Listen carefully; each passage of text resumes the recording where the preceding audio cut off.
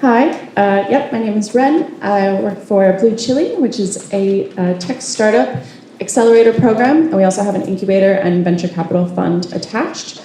Our whole goal is to try to grow as many awesome investable tech startups in Australia as quick as possible. So we see a lot of talent here, and we're basically just trying to fill in the gaps with all the things the pitfalls along the way that can happen.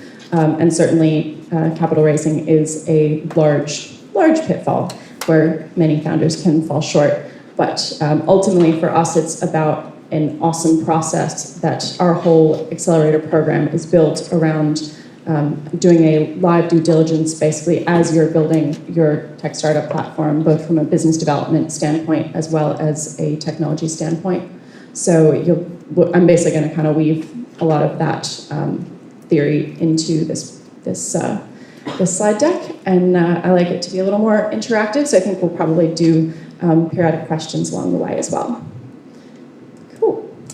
Do you know what's going on there? But you get the gist. And also I'm the startup market manager, so I'm kind of a hybrid of lots of different roles. I both put on really awesome events in terms of information and networking, as well as help the individual founders as they're coming into the program and as they're going through the program with their relationships with everything from their enterprise partners to their investors to potential talent, and basically connecting the dots with the people network along the way. So we'll get right into it in the interest of time. I know you guys have had a really long day. Good on you for coming out on a not so beautiful Saturday. It's not that good out there anyway, to think about this stuff and upskill. So first off, you would have noticed on the first slide, this is by no means an all-inclusive list. It's kind of just the things that we definitely think that you should walk away remembering. And ultimately, my goal is to throw some information at you, but to leave you with more questions than answers, because I was a teacher in a previous life, so that's what everyone's day should withhold. So first off, I'm sure you've probably got some good number suggestions around this, but not asking for enough. So typically, you can hear anything from double or even triple what you think you're going to need in order to get to the next raise or the next bit of traction with actual capital. So with that, this slide and the next slide sort of go hand in hand, unintended. Not sure what's going on there, but so not asking for enough is one side of the coin, and then asking for too much is the other. So not asking for enough is speaking to what you're trying to accomplish, why you're trying to accomplish it, and realistically what those numbers are around your ROI, cost per acquisition, and all that. So that, and keep in mind that there's always going to be unknowns that you have to factor in. And the last thing you want is to raise a bunch of capital, say you're going to do something, only to realize that there is no way in hell that you can actually accomplish what you said you were going to do with that capital. Because if you then go back to those same investors and say, oh, just kidding, I actually needed double that, it doesn't work that way. So it doesn't like my slides. So that being said, asking for too much. Typically this falls also hand in hand with something we'll talk about a little later, which is overvaluing your company, having unrealistic valuations and not being able to back them up with actual numbers. So yeah, don't ask for too much if you're not going to actually need it, and also don't ask for too much if it means you're going to be diluting your equity pool too early, assuming that you've also gone over that today.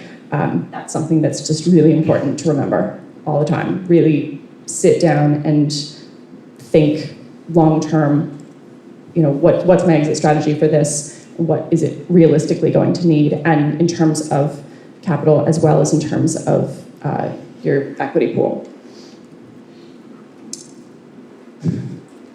Don't know why it's doing that. Yeah. So that being said, not having a clear idea of runway budgeting. Having a bad budget or not sticking to your budget is equivalent to taking your investment money, putting it on a pile, and setting a match on it, and hoping that something happens. I really like, I'm pretty sure it's in Startup, the Steve Blank quote of, capital is ultimately like jet fuel. If you put jet fuel into a really well-built rocket, what's going to happen? It's going to take off. It's going to do what it was supposed to do and hopefully land on a really lovely platform somewhere in the ocean.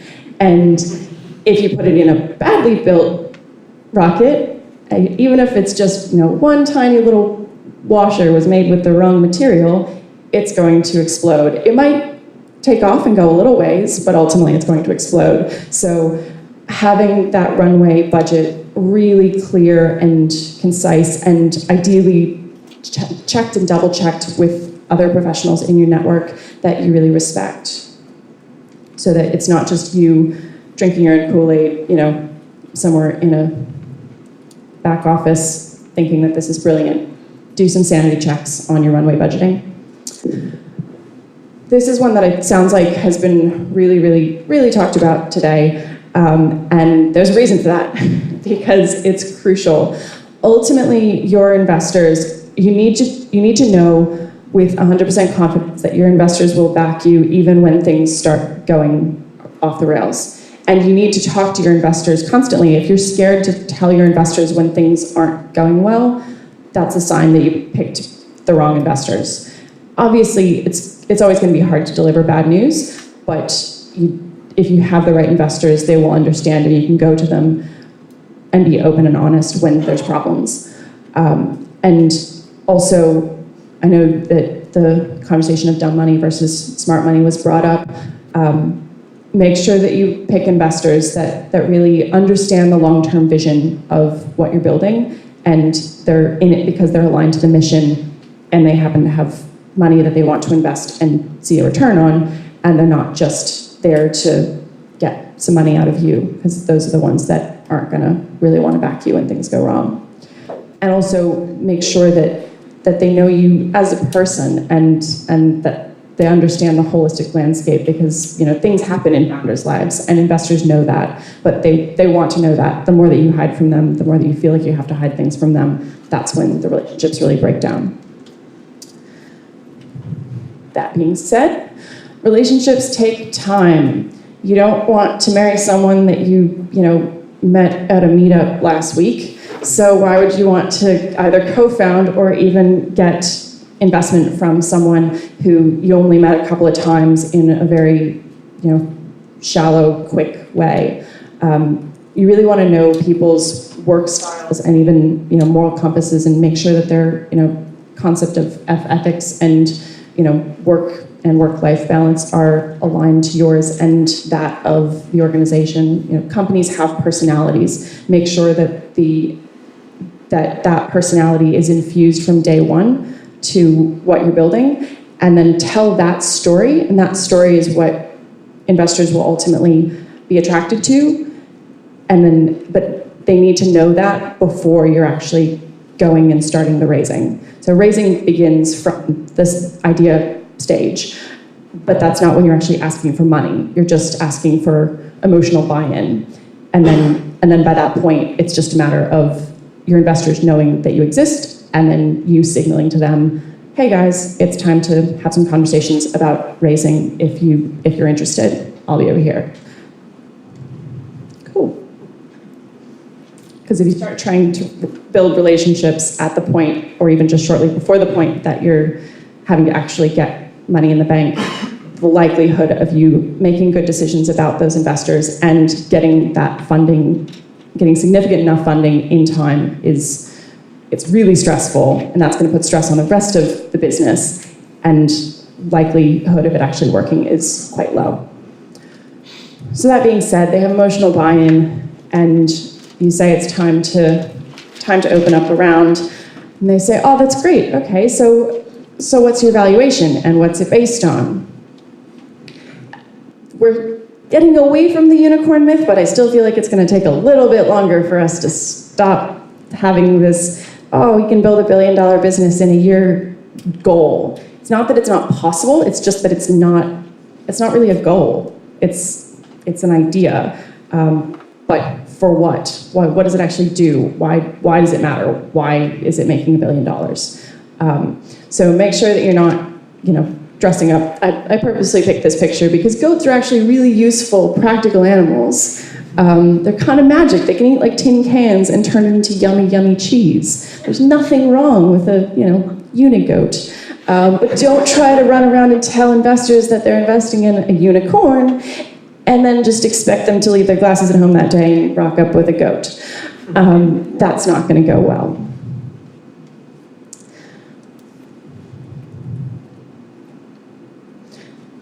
Because ultimately there is still the term sheet, back and forth. So term sheets are not a, have a couple coffees. They say, oh yeah, we'd love to invest, and then term sheets, happen, poof, sign them, run away, do due diligence. It's all fine and dandy. There's a lot of back and forth. It's more of a game of badminton than anything, and you really want to make sure that you have a good team on your side, even if you trust and respect the investor or the team of investors on the other side of that term sheet. Still means that you need to have a lawyer or ideally a team, as to the best of your financial ability, behind you to make sure that that term sheet is checked and double checked, that there's no pitfalls in there that could end up actually, what's quite common is there's certain things that term sheets can have put in them that basically mean that the founder can turn into an employee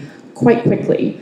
And you want to make sure, if that's not your goal, that you don't agree to those terms. Otherwise, you could end up accidentally being the CEO employee of a business that you built with next to no control and not a whole lot you can do about it. And that's not a good feeling. That says asking for introduction from people who don't know you. So I like that stock image because she kind of looks really deer in the headlights, and like that meeting isn't going the way that she thought it was going to. It's important that generally the rule that I follow is I don't feel comfortable asking for introductions from anyone who I wouldn't be able to give a confident introduction for. It's a give and take. This is the world we live in, and people think that it's super quick and easy, and just because they're connected with someone on LinkedIn because they met at a conference once and they sort of remember them, that they can reach out to that person. It's fine to reach out to that person and ask for another coffee and try to connect on a deeper level, but don't try to ask for introductions to important people and expand your network through weak channels. And just like you wouldn't want to build tech on weak network channels, don't build a business on weak human network channels. It's just not going to go well. Cool. Underestimating how much effort it really takes to raise capital. So just know that it's a long process. It's an emotional process. I don't care if you are the most, engineering pragmatist the world has ever seen. This process will get emotions out of you if you care about your startup at all. And if you don't care about your startup, you'll figure it out in the process of raising your capital because you will probably give up. And that's not a bad thing. If you get through this process and you're just getting doors closed in your face left and right, and you don't want to go back to the drawing board and really do the things that hopefully you're getting feedback and people are saying these are the reasons why we're rejecting these deals. If you really don't want to do that work, that means that probably the problem you're solving doesn't matter enough for you to really go on and build that business. And that's not a bad thing. Probably just means you need to put that on a shelf, do a little soul searching, and figure out what the next idea is that you want to work on. So make sure that you really know the why you're doing this behind, certainly have confidence in your product, but I'd say it's more important to have confidence in the why of the problem you're solving, so that's going to be able to make you weather this storm of getting up a massive mountain that is capital raising. And being constantly questioned and put on the back foot, like was spoken about before. That this is what, if you overestimate how much effort it takes to raise capital, and you are really prepared for that, then you will be able to go into every single one of those situations where you're sitting across a table of a team that thinks that they have the upper hand. You'll be able to do that time and again. Otherwise, it's gonna wear you down. It's a really difficult skill. So lastly, not being prepared for the due diligence stage. So the question that was asked earlier about you had a handshake deal and you had some term sheets and everything was hunky-dory, then what? The due diligence stage is also still relationship building.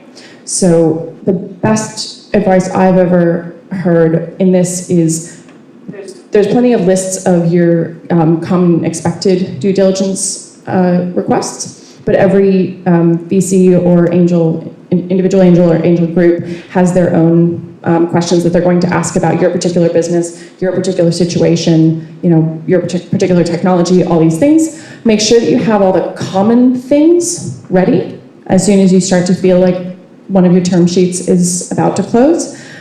And then make sure that you already have the regular, basic due diligence ready to go to give them. And then, almost preempt their questions and say, here's all the stock standard stuff. Let me know as much as you can, all the other specific things that you want, so that I can get those ready for you as quick as possible. And really show that active respect for their process and good practice. And understand that you are still, it's the next stage of building a relationship. So give that the respect that it deserves and make sure that you understand why your investors are asking for what they're asking for. Otherwise, it's easy to just get a little defensive and want to be a little bit combative, and they can still always say no until due diligence is done. So avoid that. Cool. So those are the top 10 most common mistakes that we see and we hear about, and that I help founders with on a daily basis. Any questions? Yes. How can you stop yourself having unrealistic expectations of the business and the valuation? What's some steps or hints that you can? Two big things I would say is make sure that you actually have data, have projections, validation numbers and realistic expectations of how you're going to increase traction.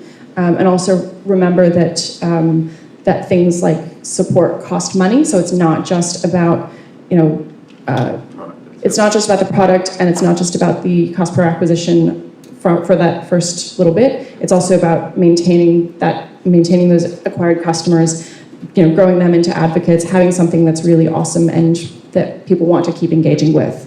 Otherwise, people will throw all their eggs in the early stage basket and then freak out and realize that they don't have any customer support funding, and all their customers get angry because they're just building out features and not actually supporting the basic things, which is why they came on in the first place. Understand your customers, really. Like, goes back to that functional empathy piece, is show that you understand the current market from an empathetic point of view and a business and technology point of view, and then also position yourself as the expert of the next one or two stages of where this market and therefore problem is growing. And that will make you the person that investors will actually want to invest in, because generally ideas are a dime a dozen and fairly similar, and you need to convince the investor that you are the person that they want to bet on to solve this problem. And then the second thing I'd say is sanity check. Find friends, colleagues, haters, frankly, and try to pitch them until they can get it, or at least get them to give you really good feedback about all the things that they think you're missing or not doing well, and actually address those. The internet is always good for that. Just one of your points is underestimate how much effort it required to raise capital.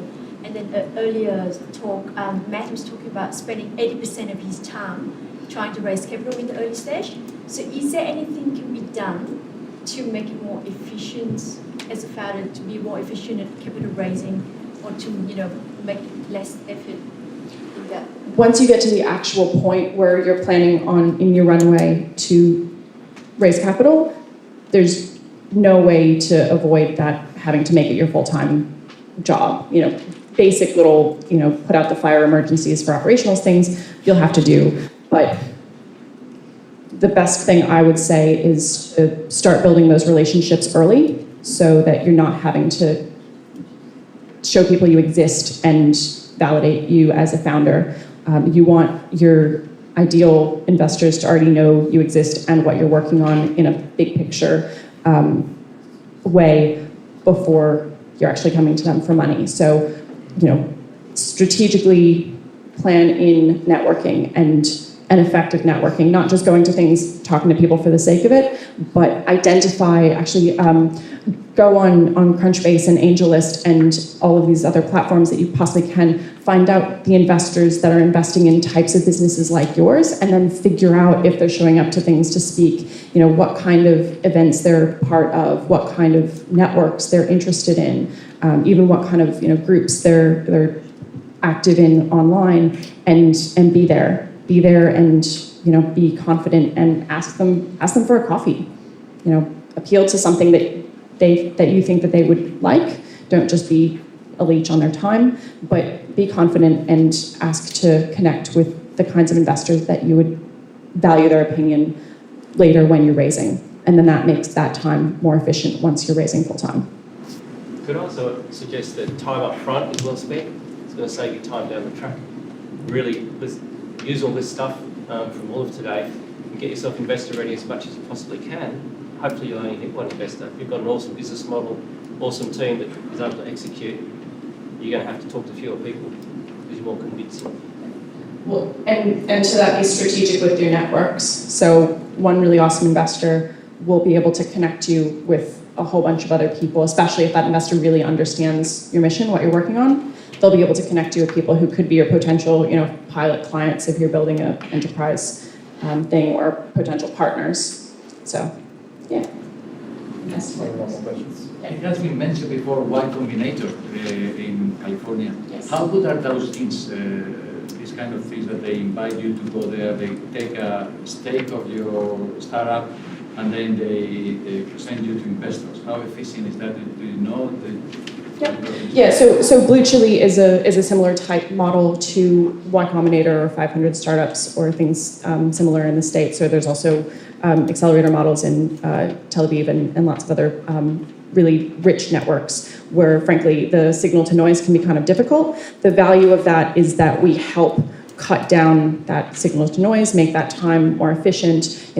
Coming in and working from our space or from the spaces that are provided by places like YCOM and 500, you are around and in front of investors from pretty much day one. So demo days are great, but demo days are really just about that. They're actually about getting the investors just actually seeing the technology that you're working on, seeing what it actually looks like. They already know you. So it's about a pre-cultivated, vetted network of investors and potential partners and even potential clients. So it's definitely worth it if you don't already have a significant reputation in your domain and effective knowledge of the investment and startup landscape. It can be a mistake to give a part of your startup company doing one of these things, or do you think it's a good way to start, even if they ask you for 10-15% of your? It's not about the actual money. It's about about the actual equity, because at that point in time, especially if you don't have anything, or if you've put a little bit of time and money into it, but it's not something that's scalable without help. You can have 80% equity on something that's not scalable. What's that really worth? It's about whether or not how confident you are that you can do the things that the accelerator or incubator will help you with. If you sit down and figure out what you have to work with network-wise and personally with your own personality and your team, if you have a team and co-founders and all that, if you figure out that you can do it on your own, then no, don't go giving away equity for something you can do on your own. If you sit down and you map out your own personal network map of human network, and you realize that you're ages away from your ideal enterprise client or your ideal investors, and you don't know how the hell you'd get there, maybe start looking at a thing like an accelerator to get you there. Can we thank Ren from BlueChilli again?